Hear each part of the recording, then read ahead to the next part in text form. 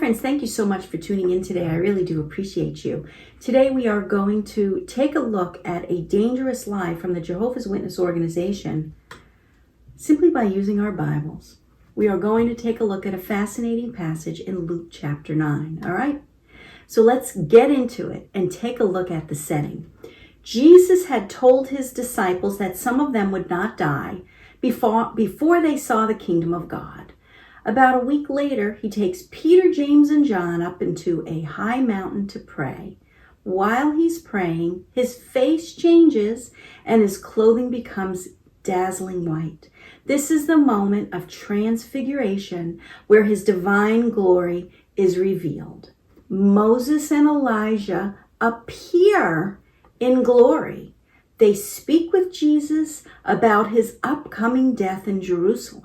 The disciples are heavy with sleep, but they fully wake, and they see his glory along with Moses and Elijah. They knew what would happen in the future, and this is really important. Now pause with me here for a moment, because this is not just a mystical story. This shatters a core Watchtower doctrine. You see, according to the witnesses, the faithful men and women of old, like Moses, Abraham, King David, are asleep in death and will be resurrected later into a future paradise earth, where they'll need to go through this so-called great educational program to learn about the God of the Watchtower Corporation, whose name is Jehovah. Here you see it happening, friends. Notice the tablet. The ancients are using even the silver sword Bible, which has been changed, by the way, to reflect this story, because that's what it is a tall tale. Friends, remember that there is no forgiveness without the shedding of blood. This story is all about obedience to the God of an organization. The article talks about Adam and Eve, but listen, friends, God covered Adam and Eve with coats of skin. What does this mean? It means that an animal had to die to cover their sin, because the covering of fig leaves that they made was not satisfactory. This article is false. The Watchtower is teaching that Peter, Abraham, King David, who had direct dealings with God, will one day be taught by Jehovah's Witnesses apparently about the very God that they already served faithfully. But in reality, Jehovah's Witnesses are told that they will teach them about their God, with a small g, in my opinion. There's a difference. That is not only absurd, it's offensive. But Luke 9 tells us something radically different, friends. Moses and Elijah appear with Jesus in glory. They're not asleep, dead and unconscious. They're not in need of instruction. They're alive, glorified, and talking directly with Jesus about his soon death in Jerusalem. You see, they already knew about the future. That conversation is not for the ignorant. It's for those who are already part of God's plan, already aware of his purposes. This entire moment is a preview of the kingdom of God in glory. Jesus is transfigured. His face and his clothes become radiant.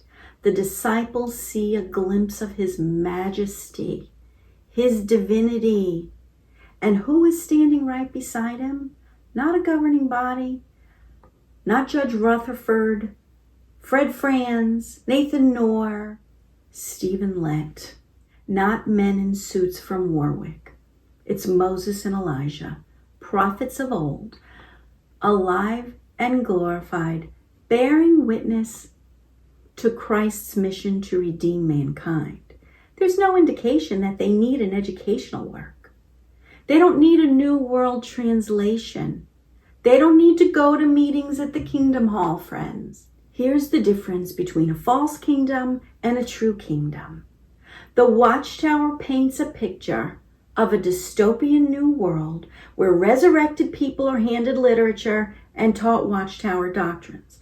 But the Bible paints a different picture, a kingdom ruled by Christ, not governed by watchtowers or rule books, where the saints are in glory, not in classroom rows, where the truth is written on hearts, not handed out in magazines. Hebrews chapter 12, verse 1 calls these men a great cloud of witnesses. They're not forgotten or asleep. They're watching, testifying, and are very much alive. Jesus said in Matthew 22, God is not the God of the dead, but of the living. So next time someone tells you that Moses, Elijah, King David, or your resurrected loved ones will one day be handed a watchtower to learn about Jehovah, remember Luke 9. God's kingdom is already in motion, friends. The saints are alive and glorified. And Jesus is not waiting for Jehovah's Witnesses to teach the faithful of old about their God, because the whole of the book is about Jesus, not about a God who operates through an organization. These men of old knew Jesus long before Watchtower ever existed. They stood in his presence, they understood his mission, and they testified of his glory. Jesus is Lord. This is why Jesus will say, "Get away from me, I never knew you."